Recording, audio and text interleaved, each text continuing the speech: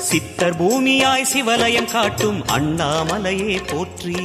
சிவ ஓம் நம சிவாய. பக்தர் நெஞ்சினை சிவமயமாக்கும் சிவபெருமானே போற்றி. ஹர ஓம் நம சிவாய.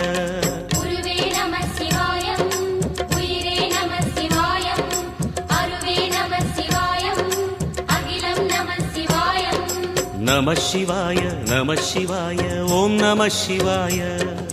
நம சிவாய நம சிவாய ஓம் நம சிவாய.